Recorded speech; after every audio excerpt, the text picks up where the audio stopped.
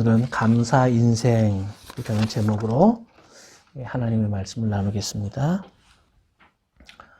여러분은 하나님께 얼마나 감사하며 살고 계십니까? 하나님께 얼마나 감사하느냐에 따라 그 사람의 인생이 결정됩니다. 사람은 감사하는 분량만큼 행복합니다. 우리가 언뜻 생각하면 소유한 자산만큼 행복해질 것 같지만 실제로는 그렇지 않습니다. 소유한 재산이 얼마든지 상관없이 감사하는 마음만큼 사람은 행복합니다. 감사하는 깊이만큼 그 사람의 인격이 깊습니다. 감사하는 넓이만큼 그 사람의 마음도 넓어집니다. 상황에 따라 불평하고 상황에 따라 감사하는 사람은 상황적인 인간입니다. 그러나 어려운 여건 속에서도 감사하는 마음을 간직하는 사람은 신앙적 인간입니다. 잔 밀러는 이런 말을 했어요. 사람이 얼마나 행복한가는 그의 감사의 깊이에 달려있다. 또 탈무드에는 이런 말도 있습니다. 행복은 감사의 문으로 들어와서 불평의 문으로 나간다. 참된 지혜자는 모든 사람들에게 배우는 사람이고 진정한 강자는 자기 자신과 싸워 이기는 사람이고 참된 부자는 가진 것에 대해서 감사할 줄 아는 사람이다. 예수님은 우리 사람의 생명, 우리의 그 생명력이 그 소유의 많고 적음에 달려있지 않다고 얘기하셨어요. 너희는 조심하여 온갖 탐욕을 멀리하여라. 재산이 차고 넘치더라도 사람의 생명은 거기에 달려있지 않다. 오늘 하나님은 우리들에게 무슨 한두 가지 이유를 들어서 감사하라고 이렇게 말씀하시지 않고 사람됨 자체가 감사할 줄 아는 사람이 되라. 그저 사람 자체가 감사할 줄 아는 사람, 감사하는 사람이 되라고 말씀하십니다. 여러분, 우리는 욕심이 많아서 불평하기가 참 쉽습니다. 직원으로 있으면 직원 생활하면서 불평하고, 사장이 되면 사장으로서의 고충을 얘기하면서 또 불평할 수 있습니다. 사람 자체가 변해야 합니다. 불평하는 인생에서 감사하는 인생으로 바뀌어야 합니다. 하루에 내가 감사하다. 하나님 참 감사합니다. 이 말을 여러분 몇 번 정도 하시나요? 혹시 어제 몇 번 하셨나요? 이번 한 주간은 몇 번 하셨나요? 여러분, 우리가 바람이 불거나 햇살이 나거나 비가 오거나 운동을 하거나 식사를 하거나 사람을 만나거나 어느 상황에서도 하나님 감사합니다. 이렇게 얘기할 수 있어야 됩니다. 저는 그저께 부스터샷과 플루샷을 동시에 맞았습니다. 그리고 어제는 하루 종일 병든 닭처럼 너무너무 아팠습니다. 그런데도 하나님, 남들은 부스터샷 맞고 싶어도 못 맞는데 이런 주사를 맞게 해주셔서 감사합니다. 그리고 제 몸 안에 이렇게 격렬한 싸움이 일어나서 이렇게 보다 면역력이 강화되게 해주셔서 감사합니다. 이런 기도를 계속 속으로 뇌이곤 했습니다. 우리는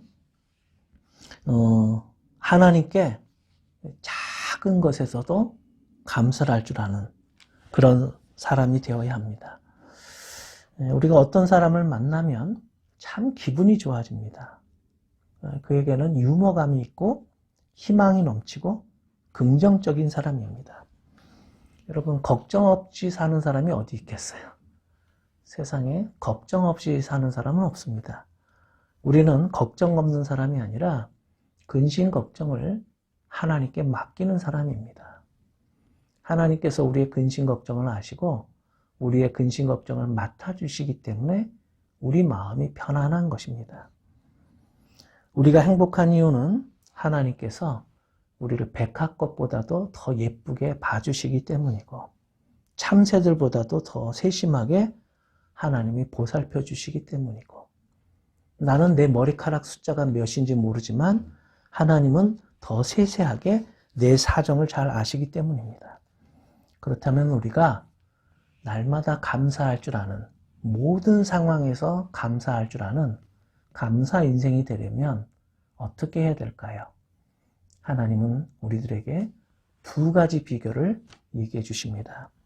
첫 번째 비결은 예수님의 평강, 예수님이 우리에게 주시는 피스, 예수님의 절대적 평강이 내 마음을 주장해야만 내가 범사에 감사하는 사람이 될 수 있다는 것입니다. 여러분 15절 말씀 다 함께 읽겠습니다. 15절 그 다음 페이지로 그냥 넘기시면 돼요. 시작. 그리스도의 평화가 여러분의 마음을 지배하게 하십시오. 이 평화를 누리게 하시려고 여러분을 한 몸으로 부르신 것입니다. 또 여러분은 감사하는 사람이 되십시오. 그리스도의 평화가 여러분의 마음을 지배하게 하라. 사람의 행복은 마음에서 옵니다. 그런데 내 마음을 다스린다는 것이 얼마나 어렵습니까? 내 감정 조절한다는 게 참 쉽지 않습니다. 저도 제일 어려운 게 이거 욱하는 성격 조절하는 것 같아요. 잠언 16장 32절에 노하기를 더디하는 사람은 용사보다 낫고 자기의 마음을 다스리는 사람은 성을 점령한 사람보다 낫다 했어요. 또 25장 28절에는 자기의 기분을 자제하는 사람은 성이 무너져 성벽이 없는 것 같다. 아니, 자기의 기분을 자제하지 못하는 사람은 성이 무너져서 성벽이 없는 것 같다. 이런 표현이 되어 있어요. 그러니까 자기의 기분을 자제할 수 있어야 된다는 것입니다. 저는 목회자로서 대부분의 생각을 교회에 대한 생각, 교회에 대한 걱정, 교회를 위한 기도를 드리고 있습니다. 그러면서 이 세상에 똑같은 교회는 하나도 없고 다 다른 교회인데 과연 어떤 교회가 예수님이 원하시는 교회일까? 또 우리가 꿈꾸는 이상적인 교회일까? 이런 생각을 참 많이 합니다. 여러분은 어떻게 생각하세요? 어떤 교회가 이상적인 교회라고 생각하십니까? 이 문제에 대한 답은 사실은 간단합니다. 싸우지 않는 것입니다. 이상적인 가정이란 싸우지 않는 가정이고 이상적인 교회란 싸우지 않는 교회입니다. 교회에서 싸우지 않으면 화목하죠. 그리고 화목하면 행복합니다. 집이 얼마나 크냐 작냐는 중요한 것 아닙니다. 교회도 마찬가지입니다. 교회의 사이즈가 중요한 건 아닙니다. 큰 교회라고 해도 늘 으르렁거리고 싸운다면 그거는 좋은 교회라고 말할 수 없습니다. 화목하면 행복하고 행복하면 건강해집니다. 건강하면 무슨 일을 하자고 말 안 해도 신이 나서 일할 의욕이 생깁니다. 건강한 어린이는 밥을 잘 먹고 잘 크는 것과 같습니다. 그러나 화목하지 못하면 많은 문제들이 따라옵니다. 교인 수가 늘어나고 성장했어도 만약 화목하지 못하다면 그건 부흥한 것은 아닙니다. 그냥 살이 뒤룩뒤룩 찐 것입니다. 만약 어떤 집이 있다고 합시다. 아버지가 전문직 갖고 계시고 엄마는 아주 요리도 잘합니다. 자녀들이 공부를 잘해서 명문대에 진학했다고 생각해 봅시다. 그러나 부부가 날마다 싸우고 자녀들과 식사할 때마다 무거운 침묵이 흐른다면 이 가정이 행복하다고 할 수 있겠어요? 때문에 건강한 가정, 행복한 가정이란 싸우지 않는 가정입니다. 근데 우리가 어떻게 안 싸우고 살 수 있겠어요? 안 싸울 수는 없다고 해도 화해하면 가능합니다. 그런데 어떻게 우리가 화해할 수 있을까요? 나보다 더 크신 예수님을 믿고 주님께 의지하면 주님께서 그렇게 해 주십니다. 예수님께서 우리를 하나님과 화해시키려고 자기 자신을 십자가에서 희생하셨기 때문입니다. 때문에 예수님을 생각하면 우리가 싸움을 했다가도 이제 그쳐야 합니다. 냉각하는 시간을 갖고 주님을 생각하는 것입니다. 예수님은 왜 나를 위해서 십자가에서 돌아가셨을까? 묵상하는 거죠. 사도 바울이 고린도 교회 성도들에게 이렇게 편지를 했어요. 우리가 알다시피 고린도 교회는 가장 많은 싸움을 했던 교회들 중에 하나입니다. 형제자매 여러분, 나도 여러분에게 가서 하나님의 비밀을 전할 때에 훌륭한 말이나 지혜로 하지 않았습니다. 그것은 내가 여러분과 함께 지내는 동안 예수 그리스도, 특히 십자가에 달리신 그리스도 외에는 아무것도 생각하지 않기로 하였기 때문입니다. 자, 그렇다면 내가 내 마음을 어떻게 다스릴 수 있을까요? 주님께 솔직하게 내 심정을 고백하는 것입니다. 주님, 제 마음 다스려 주세요. 이렇게 의지하는 것입니다. 하나님은 우리 몸만 창조하신 것이 아니고 우리의 마음도 창조하셨습니다. 그런데 우리 인간의 마음은 심히 부패해져 있습니다. 인간의 마음은 많이 부패해져 있습니다. 인간의 언어도 많이 부패해져 있어요. 그리고 인간이 만든 수많은 상징물들도 얼마나 많이 변질되는지 몰라요. 여러분, 무지개가 요즘 어떤 의미입니까? 무지개를 쓰면 Jesus Christ 이러면 무슨 의미입니까? 욕이 되었습니다. 그것은 인간이 병들었기 때문이고 인간의 언어가 타락했기 때문입니다. 인간의 마음은 심히 부패해져 있습니다. 그런데 우리 마음을 고쳐줄 수 있는 분은 예수님밖에 없습니다. 대학 총장에 가서 내 마음을 고쳐달라고 해도 대학 총장이 고쳐줄 수 없고요. 정신과 의사에게 가서 처방해달라고 해도 우리 부패한 우리의 마음을 고쳐줄 수는 없습니다. 여러분, 가수 김동률 씨가 부른 감사라고 하는 노래 혹시 아십니까? 알아요? 오. 예, 김동률이 부른 감사라고 하는 노래가 있어요. 근데 노래도 좋지만 가수의 목소리도 좋고요. 가사는 더 좋아요. 그래서 제가 이걸 좀 소개해주고 싶다 그래서 제가 아침에 이런 가사를 좀 띄웠어요. 눈부신 햇살이 오늘도 나를 감싸면 살아있음을 그대에게 난 감사해요. 부족한 내 마음이 누구에게 힘이 될 줄은 그것만으로 그대에게 난 감사해요. 그 누구에게도 내 사람이란 게 부끄럽지 않게 날 사랑할게요. 단 한순간에도 나의 사람이란 걸 후회하지 않도록 그대를 사랑할게요. 이제야 나 태어난 이유를 알 것만 같아요.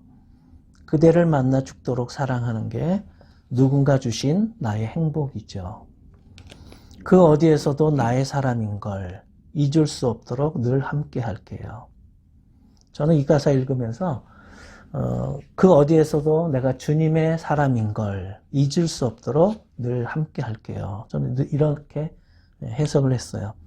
단 한순간에도 나의 사랑이라는 걸 아파하지 않도록 그대를 사랑할게요. 이제야 나 태어난 그 이유를 알 것만 같아요. 자, 마지막입니다. 그대를 만나 죽도록 사랑하는 게 누군가 주신 내 삶의 이유라면 더 이상 나에겐 그 무엇도 바랄 게 없어요.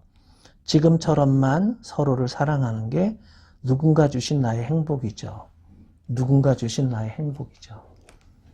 가사가 참 좋죠.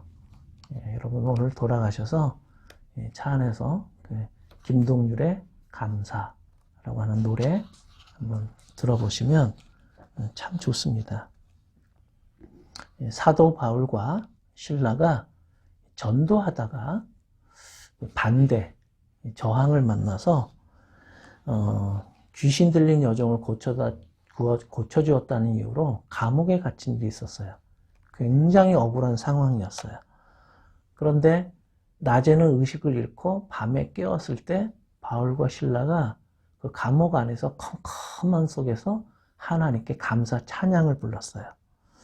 감사할 이유가 무엇이었을까요? 그거는 상황이나 여건 때문이 아니었어요. 나를 구원해 주신 예수님, 나를 사용해 주시는 예수님, 나와 동행해 주시는 예수님, 또 내가 복음을 전하면서 귀신 들렸던 여종, 그 귀신을 쫓아내고 그 한 사람의 인격을 회복시켜 주신 능력을 발휘했던 하나님, 그 나를 통해서 일하시는 하나님 때문에 하나님의 은혜에 진심으로 감사했기 때문에 감사 찬송을 불렀던 것입니다. 사람에게 복을 주고 복을 안 주고는 그건 하나님이 결정하시는 거예요. 모든 복은 그 사람이 복을 받느냐 못 받느냐는 것은 하나님이 결정하시는 거예요. 그런데 내가 인생에서 감사할까 불평할까 이거는 우리 자신이 결정하는 것입니다. 감사할지 불평할지는 각자 자기 자신이 결정하는 거예요. 그리스도의 평강이 우리의 마음을 주장하게 해달라고 우리는 기도해야 합니다. 그리스도의 평강이 우리의 가정을 다스리게 해달라고 기도합니다. 그리스도의 평강이 우리 교회에 가득하도록 기도합니다. 그리스도의 평강이 이 지구촌에 넘치도록. 그래서 미국과 중국이 더 이상 싸우지 않고 평화로운 관계가 되게 해달라고 우리는 기도합니다. 그리스도의 평강이 지구촌 각국 나라마다 서로 화해로운 관계가 되게 해달라고. 한국과 일본이 더 이상 미워하지 않고 서로 협력하는 관계가 되기를 기도합니다. 그리스도의 평강이 임하는 곳에 전쟁이 그치고 행복의 나무가 자랄 것입니다. 자, 두 번째입니다. 자, 첫 번째는 그리스도의 평강이 우리 마음을 주장하는 것. 두 번째 비결은 그리스도의 말씀이 살아있을 때 우리는 감사할 수 있는 사람이 됩니다. 그 다음 16절 함께 읽겠습니다. 시작. 그리스도의 말씀이 여러분 가운데 풍성히 살아있게 하십시오. 온갖 지혜로 서로 가르치고 권고하십시오. 감사한 마음으로 시와 찬미와 신령한 노래로 여러분의 하나님께 마음을 다하여 찬양하십시오. 자, 그리스도의 말씀이 우리 가운데 풍성히 살아있게 하나님의 말씀이 내 안에 살아서 역동성 있게 활동하도록 할 때 하나님의 말씀이 내 마음에 살아있으면 내가 감사할 줄 아는 사람이 된다는 것입니다. 여러분 혹시 뉴욕의 9.11 테러 현장 그라운드 제로 가보신 분 계십니까? 없나요? 저는 살았었잖아요. 예? 저는 거기 살았었잖아요. 네. 저도 무너지고 나서 저도 이렇게 가본 적은 있는데 김경천 목사님도 거기 갔다 온 얘기를 자세하게 저한테 해주시더라고요. 이 그라운드 제로란 사실은 그 원자폭탄이 떨어질 때 그 떨어진 그 지점 그거를 그라운드 제로라고 이렇게 하더라고요. 그래서 일본의 히로시마나 이런 데서 그런데 이제 이런 폭탄이 투하된 혹은 폭발한 그 지점을 그라운드 제로라고 이렇게 얘기하는데 지금은 9.11 테러 메모리얼 박물관으로 변해서 그 당시의 충격을 그냥 추모하고 있을 따름입니다. 한때는 미국의 가장 상징적인 화려함과 영광의 상징으로 여겨지던 건물이었습니다. 아마 바벨탑도 그랬을 것입니다. 솔로몬 성전도 그랬을 것입니다. 아마 로마 제국도 그랬을 것입니다. 이탈리아 사람들 2000년 동안 2000년 전 그 영광 때문에 지금 관광업으로 먹고 살고 있을 정도니까요. 하지만 지금은 다 그라운드 제로가 되고 말았습니다. 그렇다면 무엇이 가장 오래 갈까요? 세월의 무게를 견디고 그라운드 제로가 아니라 역사의 마지막 순간까지 살아갈 수 있는 게 뭘까요? 베드로전서 1장 24절에 이런 말씀이 있습니다. 예, 보여주세요. 예, 모든 육체는 풀과 같고 그 모든 영광이 풀의 꽃과 같으니 풀은 마르고 꽃은 떨어지되 오직 주의 말씀은 세세토록 있도다. 하나님의 말씀만이 영원하다는 것입니다. 우리는 과정은 어찌되었건 항상 끝이 중요합니다. 마무리를 잘해야 하는 것입니다. 누구나 다 로맨스로 시작합니다. 그러나 법정에서 끝이 안 좋은 커플들을 우리는 너무나도 많이 봅니다. 인생 결승점에서 두 팔을 벌리고 우리를 맞이해 주실 분은 하나님뿐입니다. 하나님은 우리가 궁극적인 승리를 거둘 것이라고 말씀하십니다. 때문에 우리는 항상 끝을 생각하며 살아야 합니다. 우리가 감사하는 이유가 무엇입니까? 우리가 감사하는 이유는 지금 내 생활 형편이 나아졌기 때문이 아닙니다. 무화과 나무에 과일이 없고 포도나무에 열매가 없을지라도 올리브나무에서 딸 것이 없고 밭에서 거두어 드릴 것이 없을지라도 우리의 양이 없고 외양간에 소가 없을지라도 나는 주 안에서 즐거워하련다. 나를 구원하신 하나님 안에서 기뻐하련다. 주 하나님은 나의 힘이시다. 나의 발을 사슴의 발과 같게 하셔서 산등성이를 마구 치닫게 하신다. 변하는 세상에서 변하지 않는 하나님의 말씀, 하나님의 약속을 붙잡고 살아가기에 우리는 감사할 수 있는 것입니다. 내 마음은 변해도 우리를 향한 주님의 사랑은 변하지 않을 것입니다. 우리의 신앙 고백에도 변함이 없어야 할 것입니다. 한번 사랑하기로 했으면 끝까지 사랑해야 우리가 주님의 사람이라고 말할 수 있습니다. 언제는 하나님께 감사했다가 또 고난을 만나면 하나님께 원망하는 그런 사람이 되어서는 안 될 것입니다. 사람은 이 세상에 빈손으로 태어납니다. 그리고 많은 것을 한번 가져보고 자기 이름으로 명의 등록을 했다가 이 세상 떠날 때 다 빈손으로 떠납니다. 인생에서 하나씩 놓아야 할 때가 옵니다.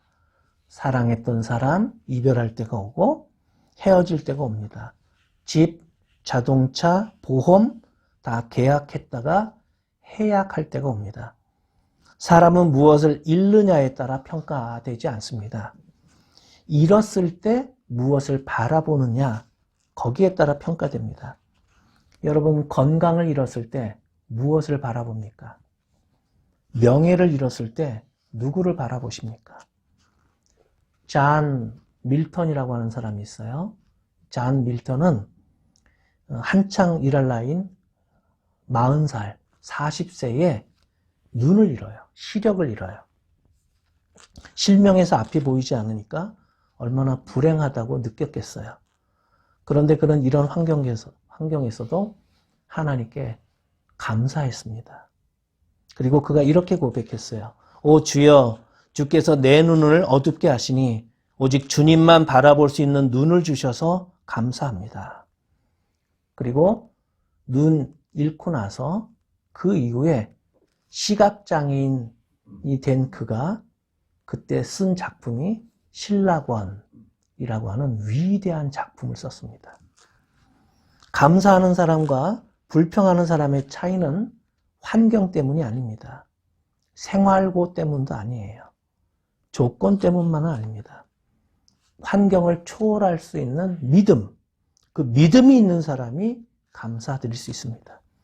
하나님이 주시는 소망이 있는 사람이 생활고를 이겨내는 것입니다. 예수님의 십자가 사랑, 주님의 사랑은 우리의 조건을 극복하게 해줍니다.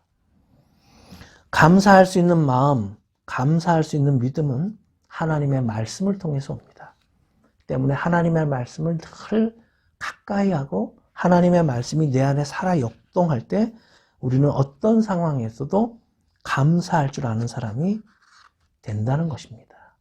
여러분 모두 날마다 4계절 내내 1년 365일 내내 감사할 줄 아는 사람. 젊었을 때도 감사하지만 늙어서도 감사하고 건강할 때도 감사하지만 병들고 쇠약할 때도 감사를 할 줄 아는 그런 사람이 되시기를 주님의 이름으로 기원합니다. 기도하겠습니다. 하나님, 계절이 변해도 세상이 아무리 바뀌어도 저희는 범사에 감사하는 사람이 되게 하여 주소서. 고난 주간에만 예수님의 고난을 묵상하는 사람이 아니라 예수님의 죽으심을 날마다 기억하게 하소서. 혹시 부부간에 갈등이나 언쟁이 생기더라도 주님의 죽으심을 기억하고 내 자존심을 십자가에 못 박게 하여 주세요. 어려울 때만 기도하는 사람이 아니라 쉬지 말고 기도하는 4계절 기도의 용사가 되게 하여 주소서. 기쁠 때만 기뻐하지 않게 하시고 항상 기뻐하게 하여 주소서. 우리를 사랑하시되 끝까지 사랑해 주시는 예수님의 이름으로 기도드립니다. 아멘.